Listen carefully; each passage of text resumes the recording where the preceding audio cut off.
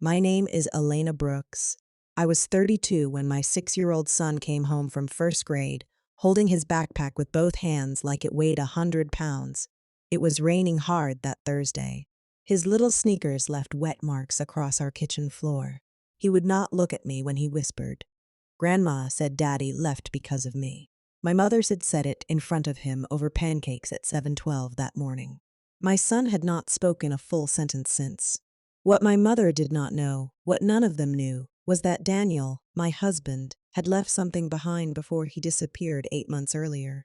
Something small, something hidden inside an old blue lunchbox in the garage. I kissed my son's forehead. I smiled at my mother across the table. Then I walked quietly into the hallway and made one phone call she never expected. By the end of that week, my mother would lose more than her reputation, and the person who exposed her would not be me. If you have ever had to protect a child from your own family, this story is for you. Stay with me until the end. The first thing I noticed was the silence. Not normal silence either. Not the tired kind after school. This felt heavy. Wrong. Noah always talked the second I picked him up. Every day. He told me about dinosaurs, juice boxes, playground fights, clouds that looked like dragons. Once he talked for 12 straight minutes about a dead squirrel near the soccer field. That Thursday, he climbed into the back seat and said nothing. Rain tapped against the windshield. His backpack sat on his lap untouched. Both hands gripped the straps tight enough to whiten his knuckles. "You okay, baby?" I asked. He nodded too fast. That was at 3:41 p.m. By 3:46, I knew something had happened. The smell of wet pavement drifted through the cracked window as Noah stared outside the whole drive home.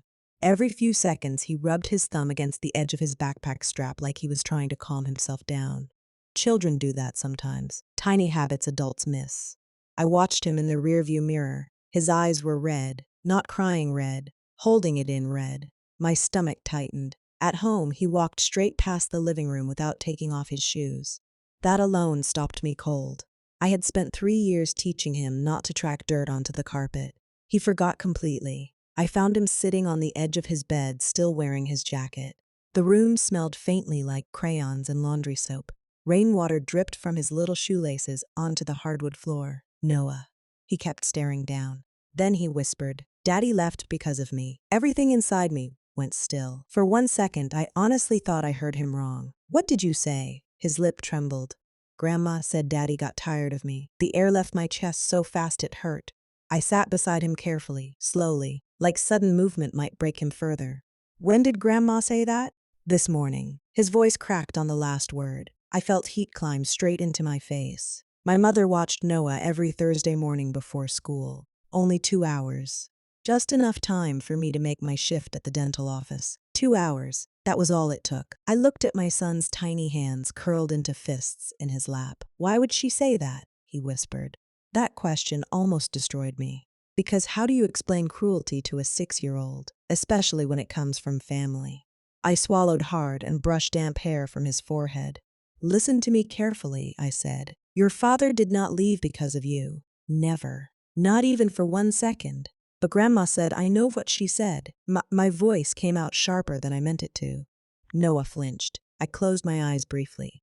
Outside, thunder rolled low across the sky. "I'm sorry," I whispered. "I'm not angry at you." He nodded, but he still looked scared. That hurt worst of all. Because Noah trusted people so easily. He still believed adults told the truth. And now my own mother had poisoned that. I took a slow breath.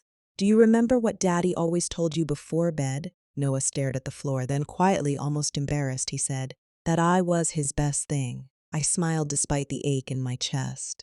"That's right. Daniel used to say it every single night. 'You're my best thing, buddy.' Even when he was exhausted. Even after 12-hour shifts at the warehouse.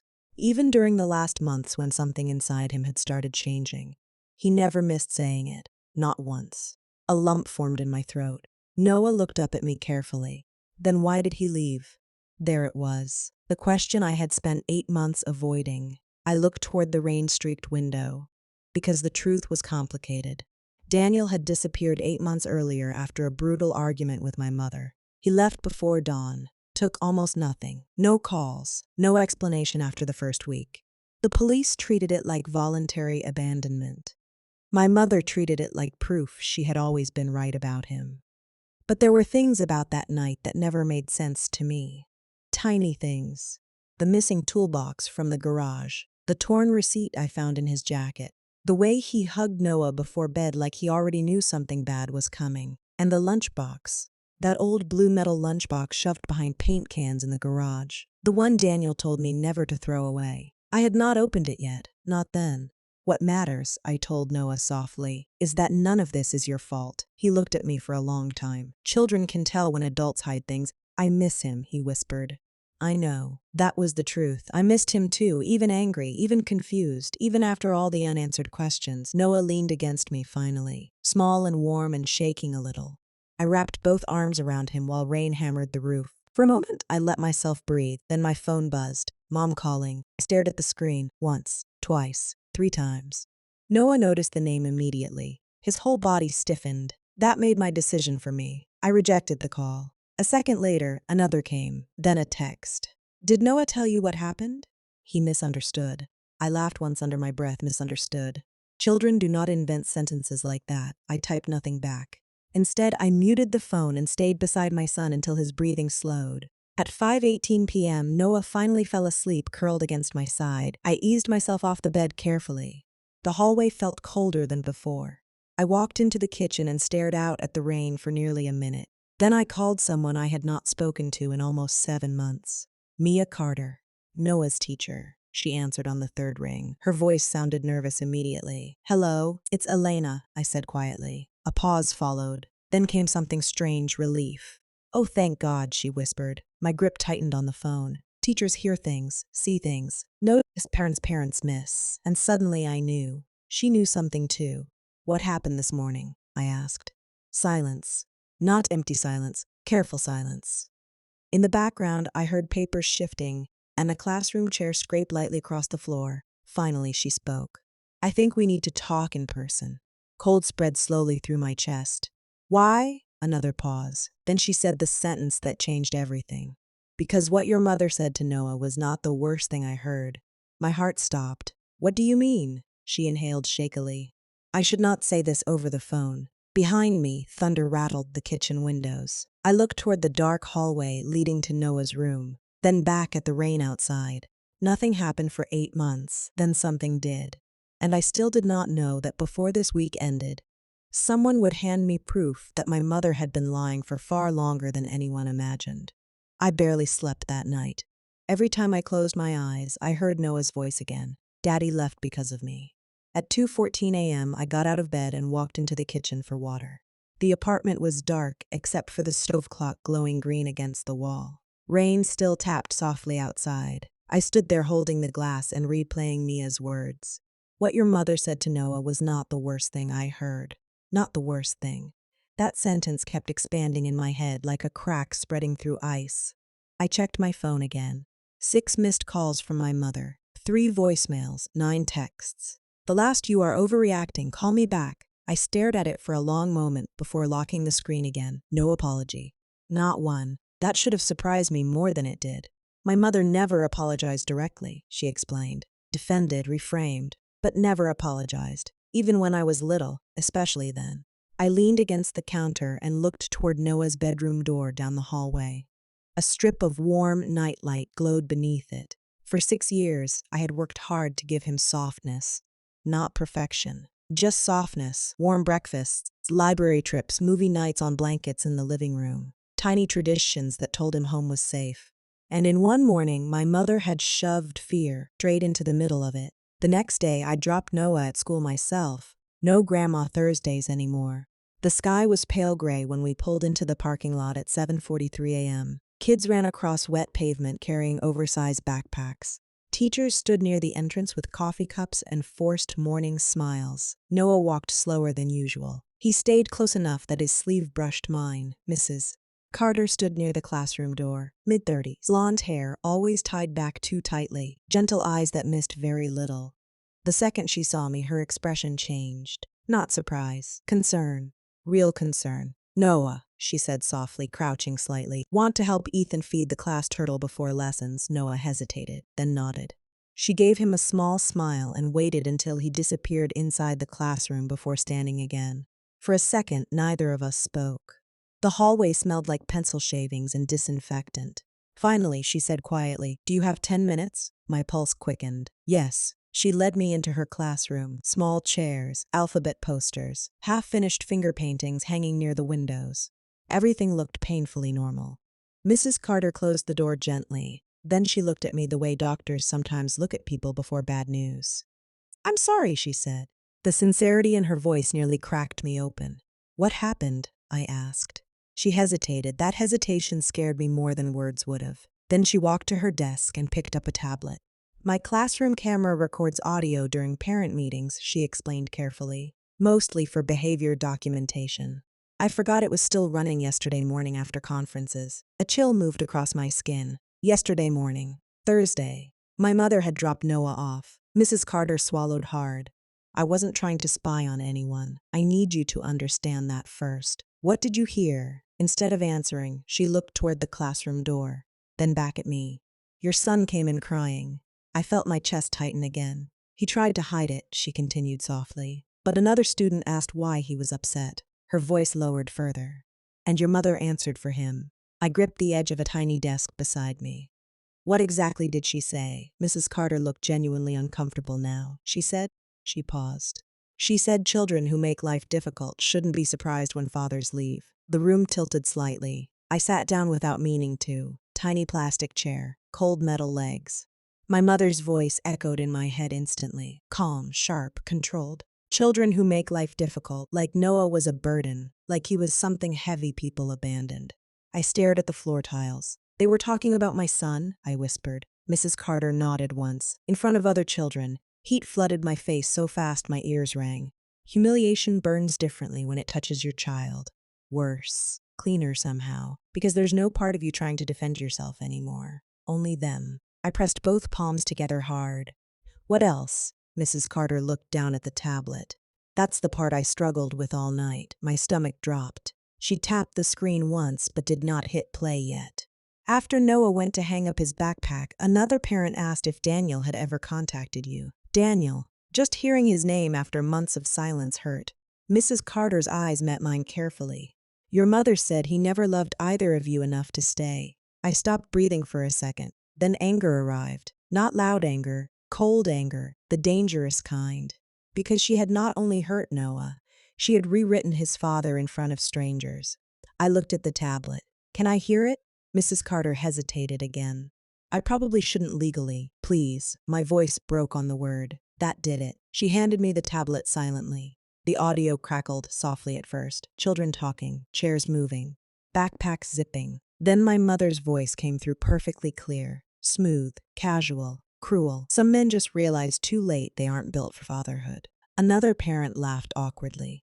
Then came Noah's tiny voice. "But Daddy said—" My mother cut him off instantly. "Well, Daddy isn't here anymore, is he?" The recording stopped. I stared at the frozen screen. For a few seconds, I genuinely could not move. I knew my mother could be harsh, critical, manipulative. But this felt different, intentional, like she wanted Noah to carry shame. Mrs. Carter sat across from me quietly. "You can copy the file," she said at last. I looked up sharply. "You'd let me?" "Yes." "Why?" Her answer came immediately. "Because your son spent all day blaming himself." That sentence nearly destroyed whatever control I had left. I looked toward the classroom window where children ran across the playground outside.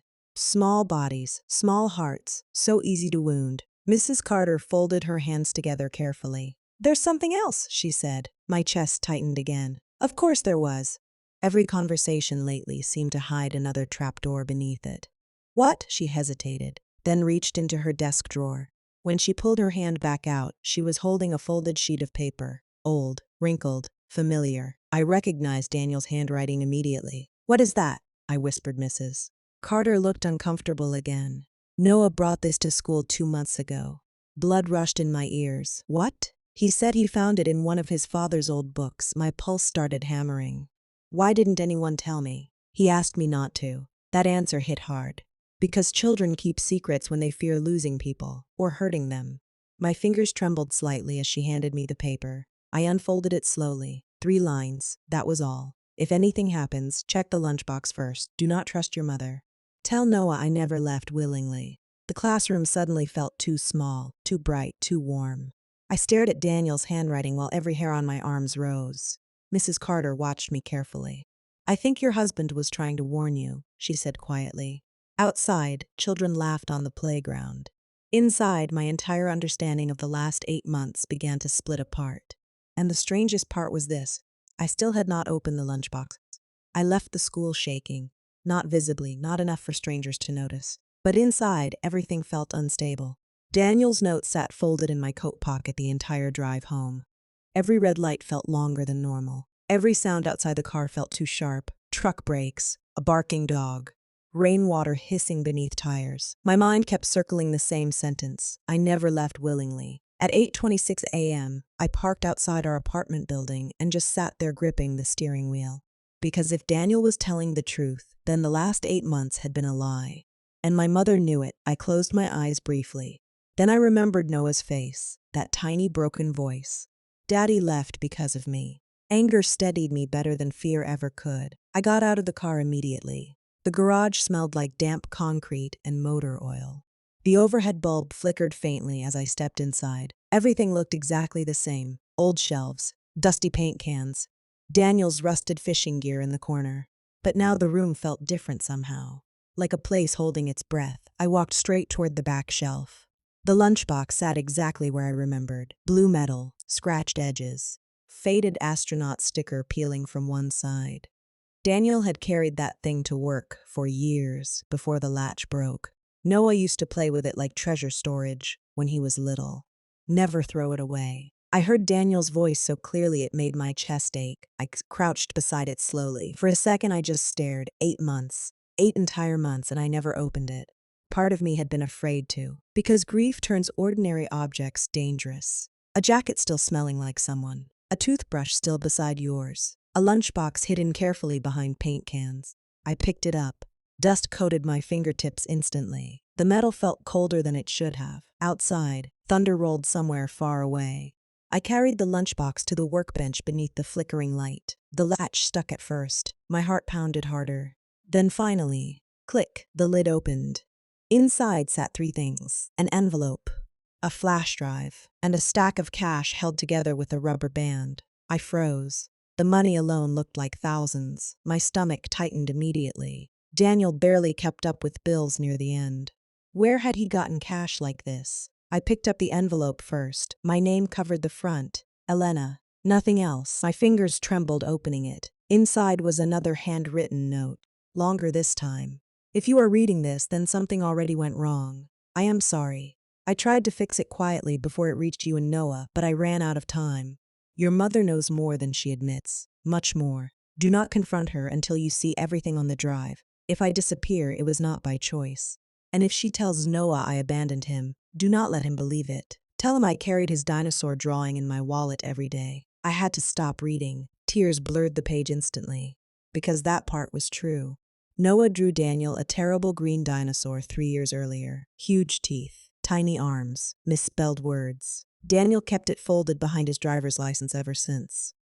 Even during fights, even during bad months, I covered my mouth with my hand. The garage suddenly felt freezing cold. Something terrible had happened here. Not in this garage specifically. In this family. And somehow I had missed it. My phone buzzed violently in my pocket, Mom calling again. I stared at the screen until it stopped. Then another text arrived immediately. You need to stop acting childish. I laughed once under my breath. Childish. My husband disappears. My son gets emotionally destroyed. And I was childish. I locked the phone again.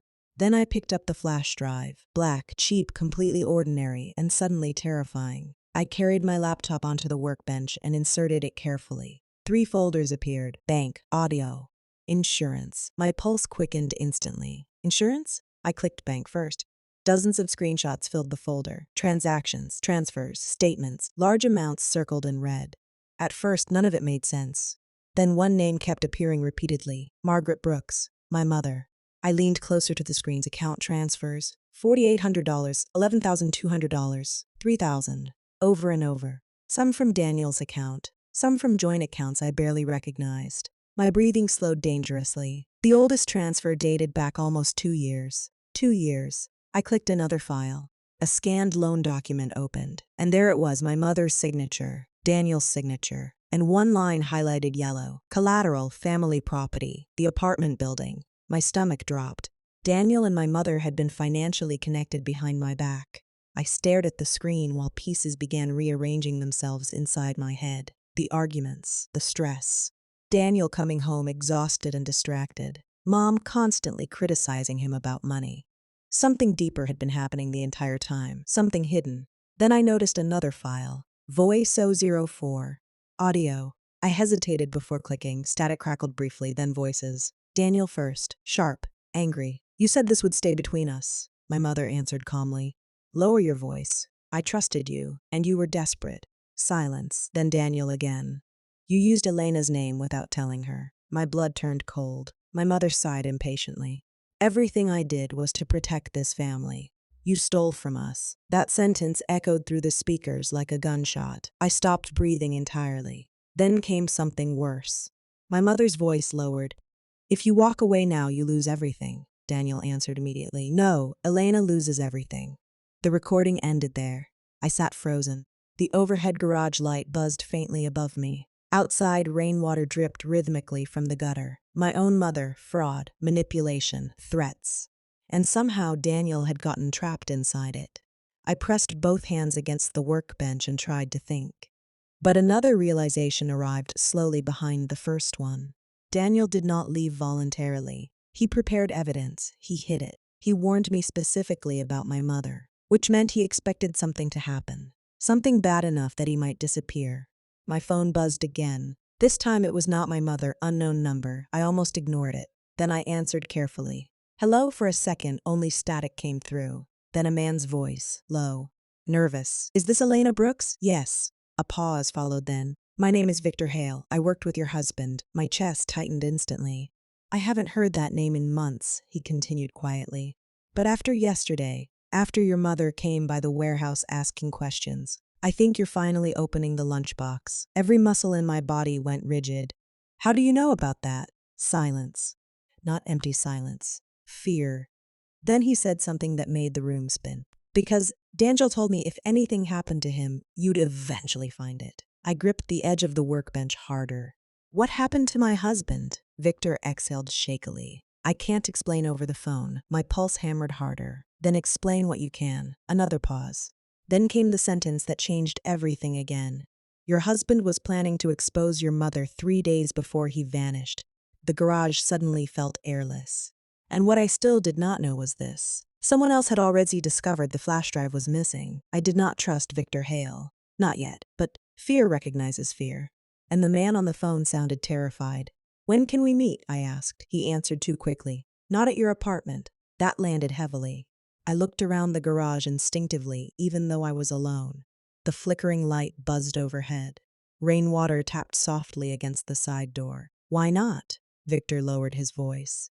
Because if Margaret knows you opened that lunchbox, she's already watching. A chill moved slowly down my spine. That's insane. Is it? I said nothing. Because suddenly I remembered something small.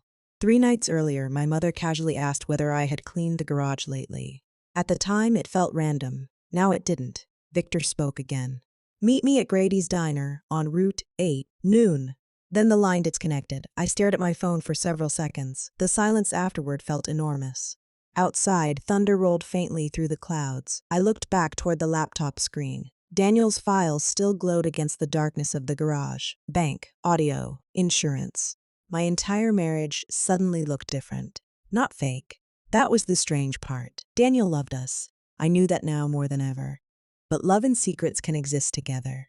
Sometimes they grow together. I sat down slowly on the stool beside the workbench. Then I opened the insurance folder. 3 PDFs appeared immediately. Life insurance documents, policy changes, beneficiary forms. My stomach tightened. The first file showed a policy from 4 years earlier. Normal enough. Then I opened the second file and froze. Beneficiary updated. Margaret Brooks. Not me. My mother. I reread it twice because my brain refused to accept it. Why would Daniel make my mother beneficiary on his life insurance? No, that made no sense. I clicked the final document. This one was newer. Only 9 days before Daniel vanished. Beneficiary change request pending. Elena Brooks. My breath caught. Daniel had tried changing it back 9 days before disappearing. I leaned back slowly. The room suddenly felt colder, because now I understood something terrifying. Daniel had been trying to untangle himself from my mother before he vanished, and she knew it.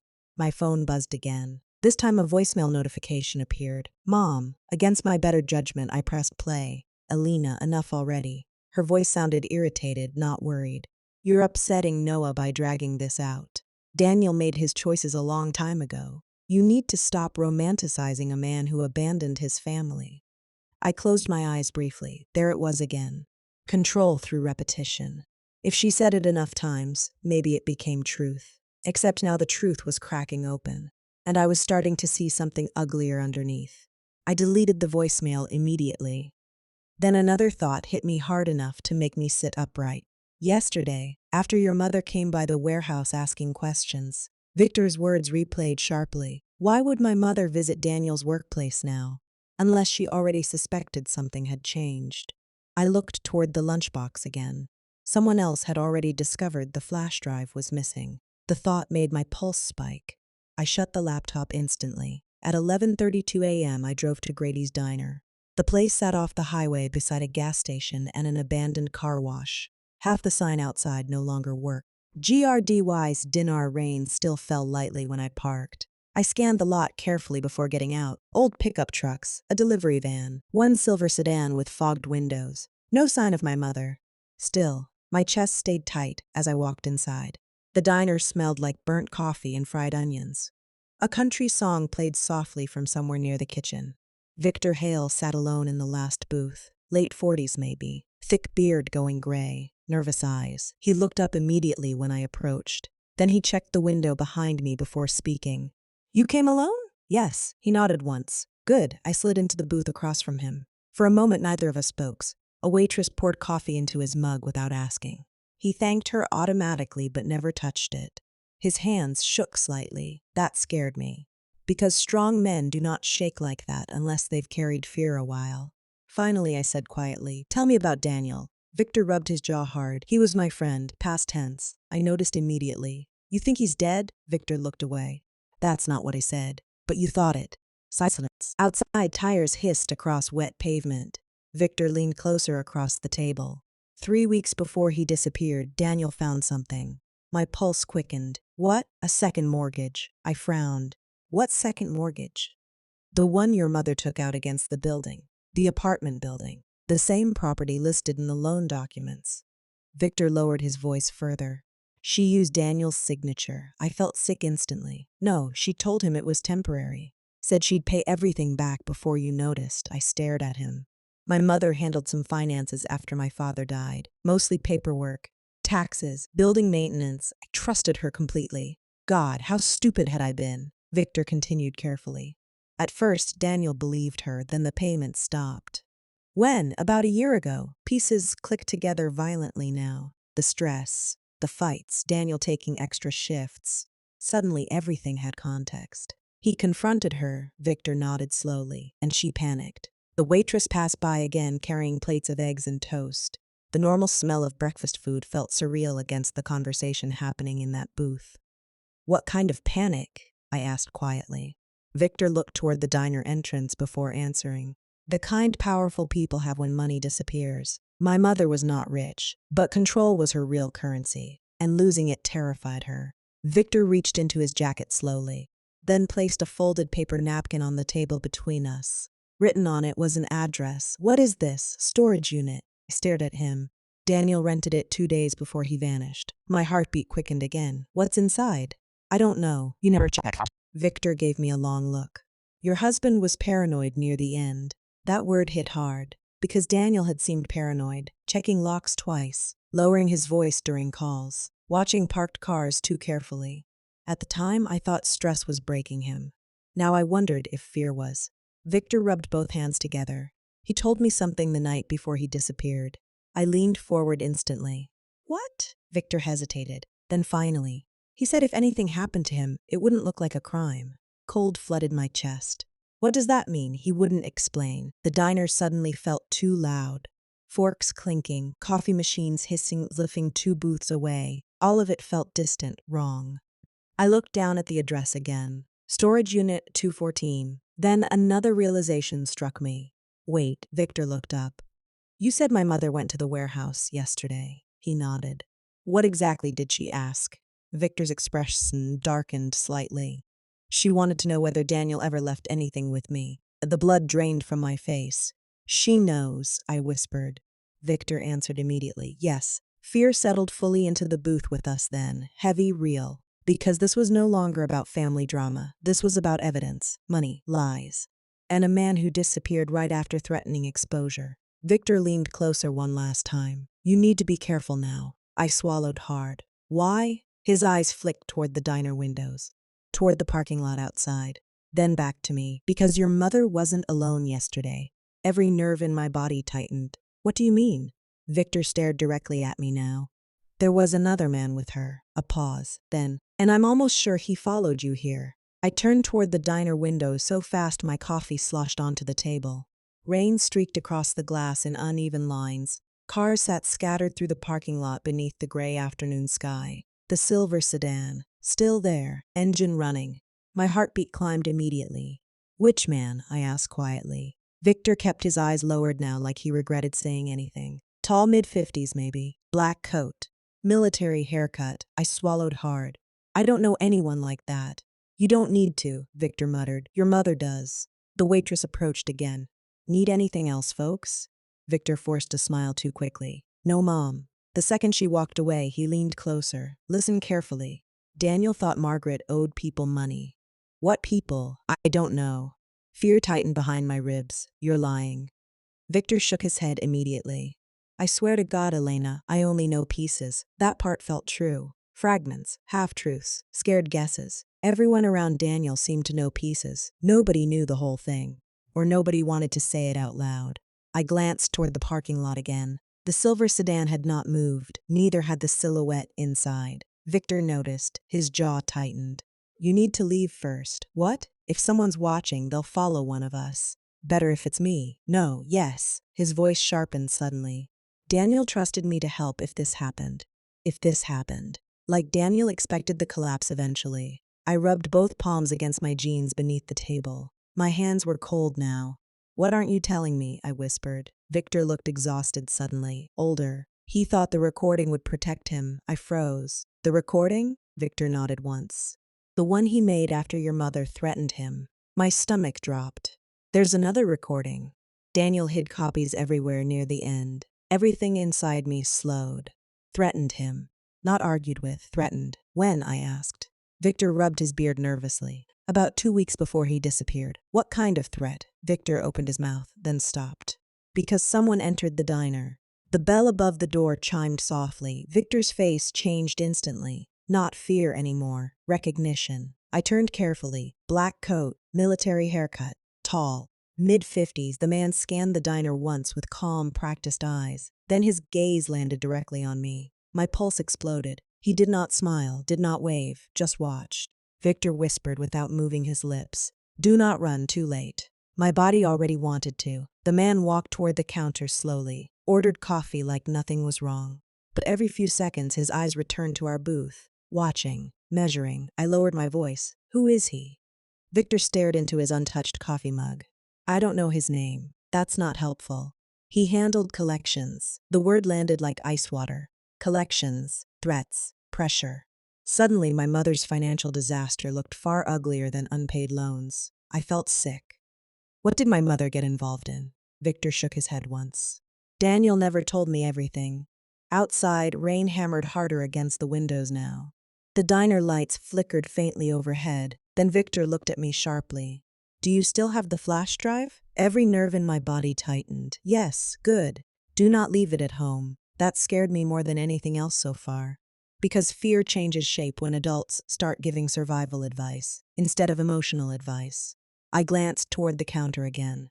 The man in the black coat was stirring his coffee slowly, still watching. Victor leaned closer. Daniel recorded a meeting between your mother and that man. My breath caught. What? He thought they were planning something. My pulse hammered violently now. Did he give you the recording? No. Then how do you know? Victor hesitated. Then he reached into his wallet. From inside he pulled a tiny folded receipt, gas station receipt, dated 8 months earlier. written across the back in Daniel's handwriting. If Elena comes to you, tell her to listen before trusting anyone. Listen before trusting anyone. The recording exists, Victor whispered. I heard part of it. What was on it? His face tightened. Your mother sounded scared. For the first time since all this started, that surprised me. Scared, not angry, not controlling. Scared. Why? Victor looked toward the man at the counter briefly. Then back to me. Because she kept saying the same sentence. I leaned forward. What sentence? Victor swallowed hard. He wasn't supposed to disappear. Everything inside me stopped. Disappear. Not leave, not walk away. Disappear. A cold wave moved through my body so hard my fingertips tingled. What does that mean? I don't know. You expect me to believe that? Victor's voice cracked suddenly. I'm telling you what I heard. And for the first time, I believed him completely. Because terrified people stop performing. They just survive. The man at the counter stood up. Every muscle in my body tightened instantly. He threw cash beside his coffee cup and headed toward the exit calmly. But before leaving, he glanced once toward our booth, directly at me. Then he was gone. Victor exhaled shakily. That's bad. What do we do? You go home. And check whether anyone's already been there. Fear hit differently when spoken calmly. No drama, no raised voices, just certainty. I stood quickly. Victor grabbed my wrist before I could leave. One more thing. I looked down at him. His eyes were deadly serious now. Daniel didn't think your mother wanted him dead. I frowned. Then what did he think? Victor released my wrist slowly. He thought she was covering for somebody else. The diner suddenly felt ice cold. Outside, the silver bandan pulled out first, slowly. Waiting. Victor looked at me carefully. For 1 week, Daniel thought he fixed everything. My pulse quickened again. False resolution. Temporary peace, then disaster. What happened after that? Victor stared toward the rain-covered windows. The call came. I waited. But he shook his head once. That part wasn't on the recording. The drive home felt endless. Every car behind me looked suspicious. Every stoplight too long. Twice I changed routes just to see if someone followed. Nobody did, at least nobody obvious. The apartment building parking lot sat almost empty when I arrived. That should have comforted me. Instead, it terrified me, because something felt wrong immediately. The front hallway light was off. The maintenance light never turned off. Not ever. I climbed the stairs slowly toward my apartment, second floor, Unit 2B. My hands shook as I reached for the key. Then I stopped. The door was already unlocked. My pulse slammed hard against my ribs. I stood perfectly still listening. Nothing, no movement, no voices. But the apartment smelled different, like cigarette smoke. Very faint. Someone had been inside. I pushed the door open carefully. The living room looked normal at first glance. Couch, blankets, Noah's toy dinosaurs beside the television. Then I noticed the hallway closet door hanging slightly open. I never left it open. Fear climbed my spine slowly. I stepped farther inside and froze. The garage key hook near the kitchen was empty. Someone had taken the spare garage key, which meant they knew exactly where Daniel hid things. And suddenly I realized something else. The lunchbox itself was still sitting open on the garage workbench. For 3 full seconds I could not move. The apartment felt too quiet, not peaceful quiet, wrong quiet. The kind that makes your skin tighten before your brain catches up. I stepped backward slowly and pulled the front door shut behind me without making noise. Then I called Noah's school immediately. My hands shook so badly I nearly dropped the phone. Front office, a woman answered cheerfully. This is Elena Brooks, I whispered. Is my son still there? A pause. Yes, Mom. After school art club. My knees nearly gave out from relief. Do not release him to anyone except me. The receptionist sounded startled. Of course. I ended the call and stood frozen in the hallway. Just think. If someone entered the apartment, they wanted something specific. Not jewelry, not electronics. The television still sat untouched in the living room. This was about Daniel, the flash drive, the lunchbox, evidence. I swallowed hard. Then I called the police. Not because I thought they would solve everything. Because I needed a report on record. An officer arrived 36 minutes later. Officer Ramirez, mid-40s, tired eyes, coffee breath. He walked through the apartment carefully while I explained everything except the flash drive. That part still felt too dangerous to reveal. You're saying nothing appears stolen? He asked. The garage key. He wrote that down. Anything else? I hesitated then. Someone went through the hallway closet. Ramirez glanced toward it. Could been looking for cash. Medication. Happens a lot. I almost laughed. If only this were normal. He finished checking windows and locks before returning to the kitchen. No forced entry, he said. Who else has keys? My mother. The second I answered, I saw something shift behind his eyes. Not suspicion exactly, pattern recognition. Family disputes, he probably saw them every day. You think she came in? I looked toward the dark hallway. I think someone did. Ramirez nodded slowly, but I could tell he did not fully believe me. Not yet. Because from the outside, this still looked like family drama, not disappearance, fraud, threats. He handed me a case number before leaving. If anything else happens, call us immediately. I thanked him politely, then locked the door behind him and stood completely still. The apartment smelled faintly like cigarette smoke again now that silence returned. Not my brand, not my mother's either. A man had been here, I knew it. At 5:47 p.m., my phone rang. Mom. I stared at the screen, then answered. What do you want? Silence met me first. Then her voice came softer than usual. Elena. That alone raised alarms instantly. My mother weaponized softness. I think we should talk. I leaned against the kitchen counter slowly. About what? About this misunderstanding. Misunderstanding. Again. My grip tightened around the phone. You told my son his father abandoned him. I was emotional. You humiliated him. He misunderstood my point. Anger flashed hot through me. No. I understood your point perfectly. A pause followed. Then came something unexpected. She sighed, not irritated, tired. Elena, she said quietly, I know you think I'm the villain here. The sentence almost worked. That was the dangerous thing about my mother. She knew exactly how much vulnerability to show. Just enough to create doubt. Nothing more. I stayed silent. She continued carefully. I made mistakes with Daniel. Mistakes. Such a clean word for destruction. But everything I did was to keep this family afloat. There it was. Justification. Always justify. What family? I snapped. The one you destroyed. Silence stretched. Then she asked softly, Did you open the lunchbox? My blood turned cold instantly. She knew. Or guessed. Either way, she knew enough. I forced my voice steady. I don't know what you're talking about. Alina, that tone again. Controlled, measured, dangerous. Daniel was not honest with you. I laughed once bitterly. Neither were you. He owed money. I saw the loans. No, she said sharply. You saw part of it. I closed my eyes briefly. Three-layer, every answer opening another hidden room beneath it. What aren't you telling me? My mother lowered her voice. The building was already failing before Daniel got involved. I frowned. What? Your father hid debts for years before he died. That hit hard enough to silence me. Because my father never hid anything. At least that was what I believed. He refinanced the property twice, she continued. After he passed, creditors started circling. I gripped the counter tighter. That's impossible. It's true. And the terrifying part? A small piece of me wondered if she might be telling the truth. Because reality had become slippery now. Every certainty collapsing. My mother exhaled slowly. I was trying to save the building. By forging signatures? Silence. Then Daniel agreed at first. That matched Victor's story. Partially, enough to complicate things.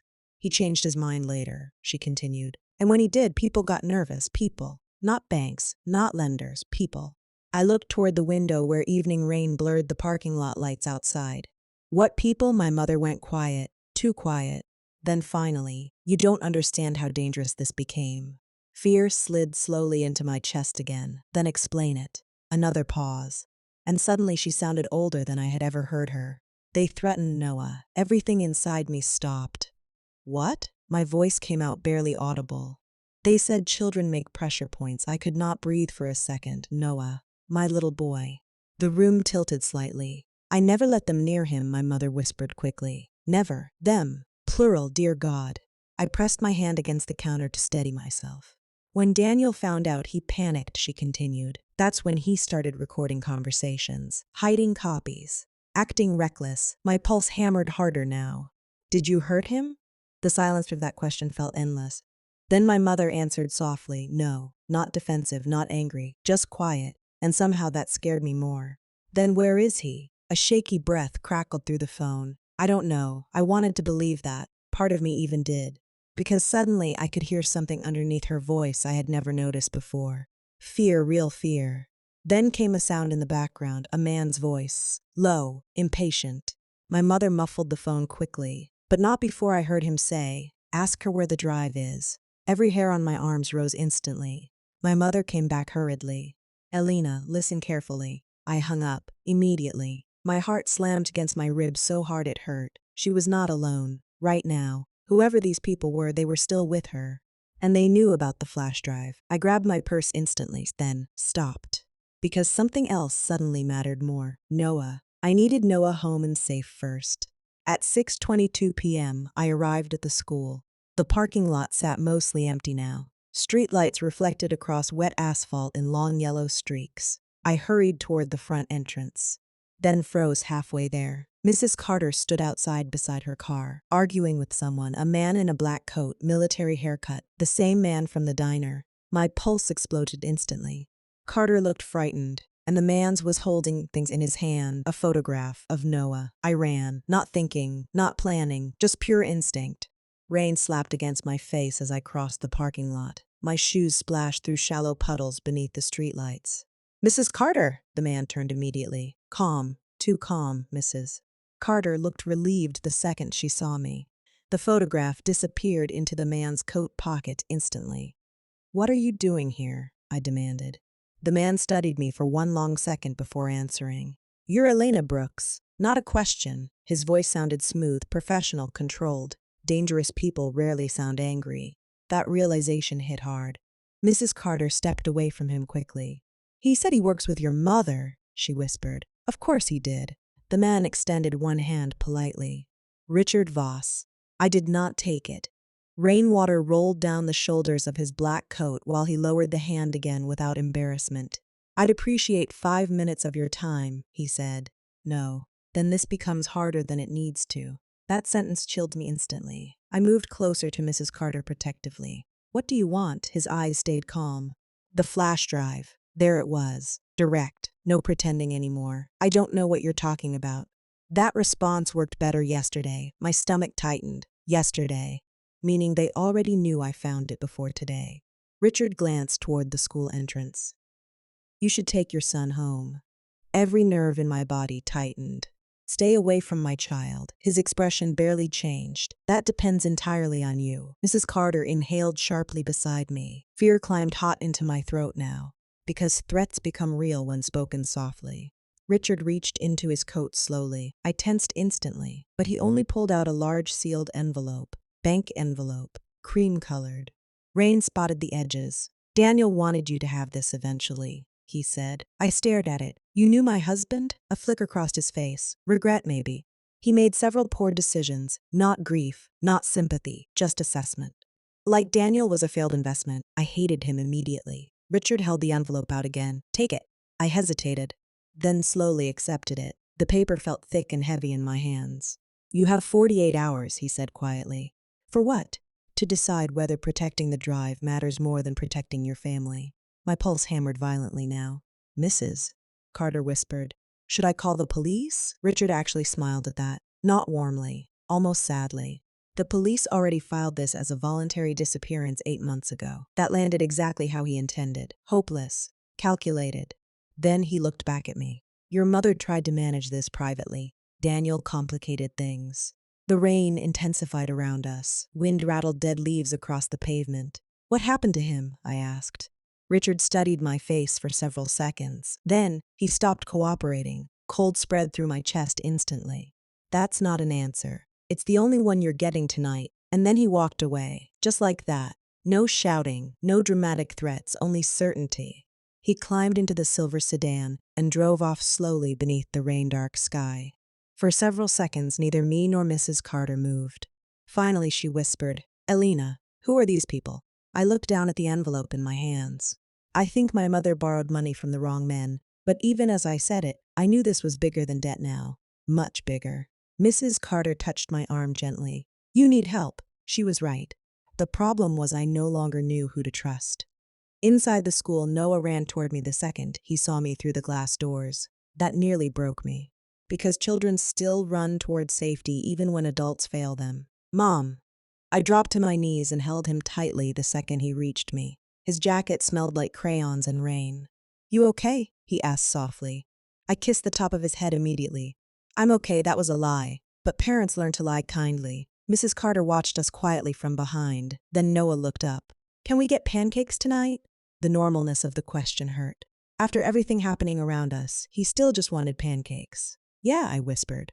We can do pancakes. That made him smile for the first time since yesterday. Small, brief, but real. And suddenly I understood exactly why Daniel hid evidence instead of running completely. He stayed because of Noah. Everything always came back to Noah. At the diner 20 minutes later, my hands still shook opening the envelope. Noah-colored dinosaurs on a paper placemat across from me, while country music played softly overhead. The waitress refilled my coffee twice before I noticed. Inside the envelope sat a stack of documents, bank records, property transfers, insurance forms, and one photograph. I froze the second I saw it. Daniel, alive, standing beside an ATM machine. Date stamp. 8 days after his disappearance, my breathing stopped. No, I whispered. Because according to everyone, police, my mother, bank reports, Daniel vanished immediately after leaving home. But this proved otherwise. He survived at least another week. I grabbed the back of the photograph. Written in black marker, he tried to come back. Every hair on my arms rose. I flipped through the remaining documents faster now. One's receipt, cash withdrawal, $12,000. One motel invoice under a fake name, one printed email, and suddenly everything changed again. The email was from Daniel, sent to my mother. Subject line, you lied about Noah. I read the message twice. Margaret, you told them Noah was home that night. You promised me nobody would involve him. If anything happens to my son because of this, I will expose everything. I already copied the files. Do not contact me again. Daniel, I stared at the screen printout while cold realization spread slowly through my body. My mother told someone Noah was home. People dangerous enough to use children as leverage. My stomach turned instantly. Across the booth, Noah looked up from his crayon. Moms? I forced my face calm immediately. Yeah, baby. Why are you crying? Only then did I realize tears were sliding silently down my face. I wiped them quickly. I'm okay. Another lie. Noah pushed his dinosaur drawing across the table toward me. Green dinosaur, huge teeth, tiny arms, exactly like the one Daniel carried in his wallet. The sight hit me so hard I had to look away briefly. What's his name? I asked softly. Noah smiled faintly. Datasaurus. God, I almost shattered right there in that diner booth. Instead, I folded the drawing carefully and placed it inside my purse beside Daniel's documents. Safe, protected, like evidence. Then my phone buzzed. Unknown number. Every nerve in my body tightened instantly. I answered carefully. Hello? Static crackled softly. Then a woman's voice, quiet, terrified. Elena, I frowned. Yes, a shaky breath came through the line. My name is Cynthia Vale. I used to work at Brooks Property Management, my mother's company. My pulse quickened. Okay. Cynthia lowered her voice further. I saw your husband the night before he disappeared. Everything inside me froze. What? He came to the office after midnight. I gripped the phone tighter. Why silence, then? He was trying to get something out of the safe before your mother arrived. My heart slammed harder. What was in the safe? Another shaky breath. Then the answer. Proof the building never legally belonged to your mother. For a few seconds, I forgot where I was. The diner disappeared. The sound of dishes vanished. Even Noah's crayons scratching against paper faded into nothing. Proof the building never legally belonged to your mother. I gripped the phone tighter. What are you talking about? Cynthia sounded terrified. She changed documents after your father died. My chest tightened instantly. No, it's true. I stared at the rain crawling down the diner windows. This doesn't make sense. She forged ownership transfers, Cynthia whispered. Your husband found the originals. The originals. My pulse hammered harder. Where are they now? I don't know. Fear cracked slightly in Cynthia's voice now. I quit after Daniel disappeared. That word again. Not left, not abandoned. Disappeared. Across the booth, Noah yawned and rubbed one eye. Normal little kid behavior. Meanwhile, my entire life kept splitting apart in layers. When can we meet? I asked quietly. Cynthia hesitated. Then, there's a parent night event at Noah's school tomorrow, right? My stomach tightened. Yes, I'll find you there. Before I could answer, the call disconnected. I sat frozen, staring at my phone screen. Tomorrow, public place, crowds, witnesses. People's crowd places when they're scared. That realization stayed with me all night. By Saturday morning, my anxiety felt physical, heavy, sharp, like carrying invisible weight inside my chest. I barely touched breakfast. No one noticed immediately. You sick? I forced a smile. Just tired. He nodded seriously. Mrs. Carter says stress makes stomachs hurt. I looked at him carefully. When did she tell you that? Yesterday. The answer softened something in me. Mrs. Carter had been trying quietly to help him process all this. Children remember kindness forever, so do mothers. At 5:40 p.m., we arrived at the school for parent night. The parking lot overflowed with cars. Families moved toward the entrance carrying science projects and baked goods beneath bright gymnasium lights. Warm world, safe world, at least on the surface. Inside, the hallway smelled like pizza, coffee, and dry erase markers. Children ran between classrooms laughing while parents smiled politely at each other. And somehow that normalness made everything underneath feel darker. Because predators hide best inside ordinary places. Mrs. Carter spotted us first. Relief flashed across her face immediately.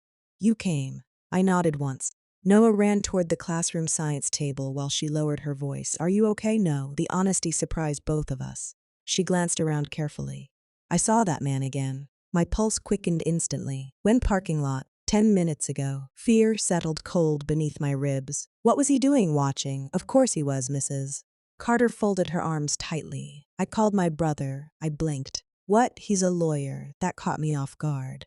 He said if your mother forged property transfers, someone could reopen everything.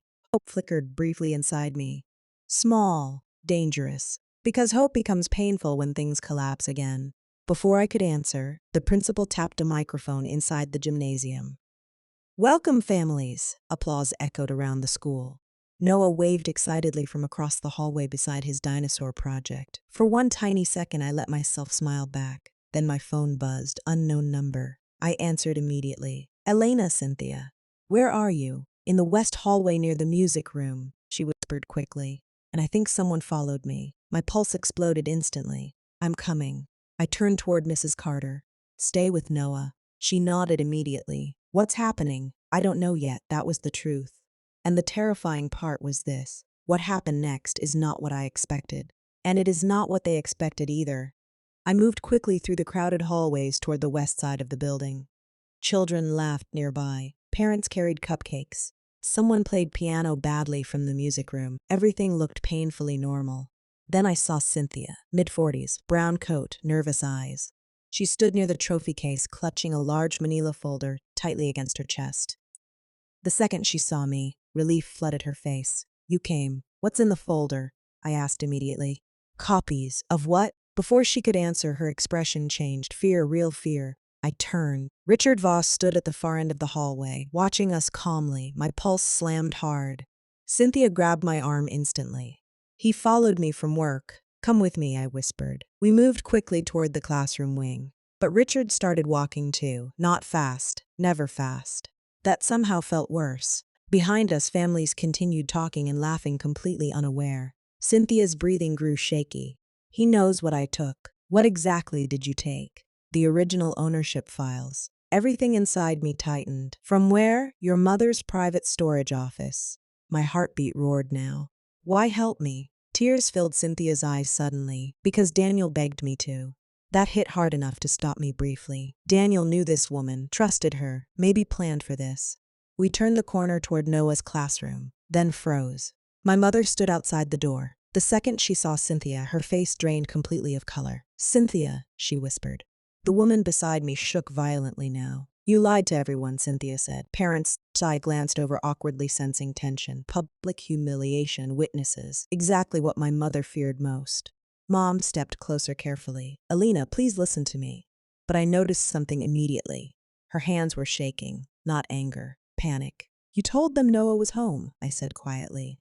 My mother closed her eyes briefly. I was trying to buy time. You used my son. No, yes. The hallway around us slowly quieted now as nearby parents noticed the confrontation. 5 witnesses at least, more every second. Richard stopped 20 feet away, watching everything carefully. My mother noticed him too. And for the first time in my life, I saw genuine terror cross her face. Not control, not manipulation, terror. Alina, she whispered urgently, you have to give them the drive. The hallway went silent, completely silent, because people hear fear instinctively. What happens if I don't? I asked.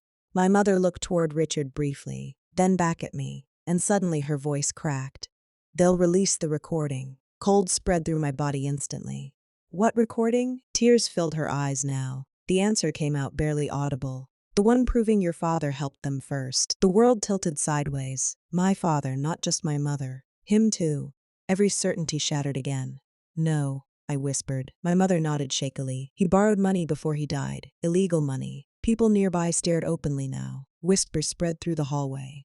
Mrs. Carter appeared behind Noah protectively near the classroom doorway. Richard took one slow step forward, then another. My mother turned toward him instantly. Stop. He ignored her. Cynthia clutched the folder tighter.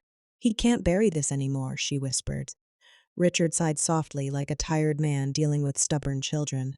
Then he spoke loud enough for everyone nearby to hear. Daniel should have accepted the settlement. The hallway froze.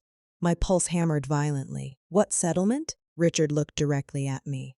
We offered your husband enough money to disappear quietly. Every parent nearby went silent now, because suddenly this no longer sounded like family drama. It sounded criminal. And when he refused, I asked. Richard's expression flattened completely. He became difficult. Fear rushed through the hallway like cold water. My mother stepped between us suddenly. You said nobody would touch him. Richard looked almost bored now. That was before he copied the files. The gymnasium's microphone echoed faintly somewhere down the hall. Children laughed in another classroom, completely unaware that lives were collapsing 20 feet away. Then came the sound none of us expected. Police sirens. Close. Very close. Richard turned sharply toward the front entrance. Mrs. Carter lowered her phone slowly beside Noah. She had called them. Consequences from outside, exactly where they needed to come from. Richard looked at me one final time. You should have traded the drive. Then he walked away fast, not running, but fast enough to know fear had finally reached him too. My mother collapsed against the hallway wall, sobbing quietly. And for the first time since Daniel disappeared, I realized something important. She had never actually been the one in control. Everything after the sirens felt blurred at first. Police flooded the school within minutes. Parents pulled children closer. Teachers locked classroom doors while officers moved through the hallways asking questions. Richard Voss disappeared before they reached the West Wing. Of course he did. Men like that survive by leaving early. 2 detectives separated everyone into different rooms for statements, Mrs. Carter stayed with Noah while I sat across from Detective Brenner inside the school library. The room smelled like old paper and dust. Comforting smells. Wrong night for comfort. Brenner listened carefully while I explained everything from the lunchbox to the flash drive to Daniel's recordings. For the first time in 8 months, someone took me seriously. He wrote constantly. Names, dates, transfers, threats. Then he asked quietly, "Why didn't you come forward sooner?" I looked down at my hands because until 3 days ago I still thought my husband abandoned us. That truth hurt more than I expected. I didn't know what was real anymore, I admitted softly. Brenner nodded slowly, like he understood. Maybe he did. Trauma confuses memory, especially when family sits at the center of it. At 10:42 p.m., they escorted my mother out of the building through a side entrance. Not arrested, not yet, but broken. I barely recognized her. Her makeup had streaked beneath swollen eyes. Her shoulders looked smaller somehow, older. She stopped beside me briefly before leaving. Elena. I looked at her quietly. 12 years old flashed through my mind suddenly. My mother braiding my hair before school, making tomato soup when I was sick, holding my hand at my father's funeral. Love and damage living inside the same person. That was the hardest truth of all. Did you know they'd hurt him? I asked softly. Tears filled her eyes immediately. No, the answer came instantly. Too instantly to fake. I thought they only wanted the files back. I believed her. And somehow that made everything worse. Because evil spreads easiest through ordinary selfishness. People convince themselves they are only borrowing danger. Until someone disappears. My mother shook violently now. I tried to fix it after Daniel vanished. You told Noah his father abandoned him. Her face crumpled completely. I needed him to stop asking questions. That sentence landed heavily between us. Not cruel, cowardly, different thing, but still devastating. I closed my eyes briefly, then opened them again. You don't get to hurt him because you're scared. My mother nodded once. Small, broken. For the first time in my life, she looked like someone who understood consequences had finally arrived. An officer guided her toward the exit gently. She stopped once more before leaving. "Your father loved you," she whispered. Then she was gone. The investigation moved fast after that, faster than I expected. Cynthia turned over the ownership documents. Victor shared Daniel's recordings. Mrs. Carter provided the classroom audio. And suddenly a story buried for years surfaced all at once. My father borrowed money before his cancer treatments drained everything. Illegal lenders stepped in quietly. After he died, my mother inherited the pressure along with the debt. Daniel discovered forged transfers while helping reorganize building finances. At first, he cooperated to protect us. Then the threats escalated, especially after Noah got mentioned. That changed everything. Daniel copied evidence, prepared backups, and tried to disappear temporarily while building a case against them. But somewhere during those final days, contact stopped. His trail vanished after the motel. No body, no confirmed death, nothing, just absence. 3 weeks later, federal investigators reopened the case officially. And for the first time since Daniel vanished, hope entered the room carefully. Because disappearances without bodies sometimes end differently than people expect. Not always, but sometimes. The apartment felt strange afterward, quieter, lighter, and sadder all at once. Noah slowly started smiling again, not immediately. Healing never happens in movie timing. But little things returned first. Cartoons during breakfast, questions about dinosaurs, sneaking cookies before dinner. One night while I tucked him into bed, he looked up sleepily and asked, "Daddy didn't leave because of me, right?" The question still hurt, but less now, because truth finally stood beside it. "No, baby," I whispered. "Never because of you." He nodded slowly, then reached beneath his blanket and handed me something folded carefully in half. The dinosaur drawing. Dad-osaurus. "I made another one," he said proudly. I opened it. This time the dinosaur stood beside a smaller one, and above them Noah had written in giant uneven letters, "Best things stay." I had to turn away for a second so he would not see me cry. Children heal people without realizing it. That winter, Detective Brenner visited one final time. Snow covered the sidewalks outside. Noah built crooked snow dinosaurs near the parking lot while Brenner stood in my kitchen holding a paper cup of coffee. "We found a financial trail leading out of state," he said carefully. My pulse quickened immediately. "Daniel, we can't confirm yet. Hope hurts too, nobody warns you about that." Brenner handed me a small evidence bag. Inside sat Daniel's old wallet, recovered from a bus station locker 3 states away. I stared at it silently. "You can keep the contents," Brenner said softly. After he left, I opened the wallet alone at the kitchen table. Driver's license, 2 receipts, $40, and folded behind the plastic sleeve the dinosaur drawing, the original one, soft at the corners from being carried every day. A sound escaped me then, half sob, half laugh, because even after everything, threats, debt, fear, running, Daniel still carried proof of who mattered most. That night, after Noah fell asleep, I walked into the garage alone. The overhead bulb still flickered slightly. The old shelves remained dusty. Everything looked the same. But I wasn't the same woman who opened that lunchbox 3 weeks earlier. I picked it up slowly from the workbench. Blue metal, scratched edges, faded astronaut sticker. A small ordinary object that carried the truth when people would not. I brought it back upstairs, then placed it gently on Noah's bedroom shelf beside his dinosaur drawings, where it belonged. And for the first time in months, the apartment finally felt like home again.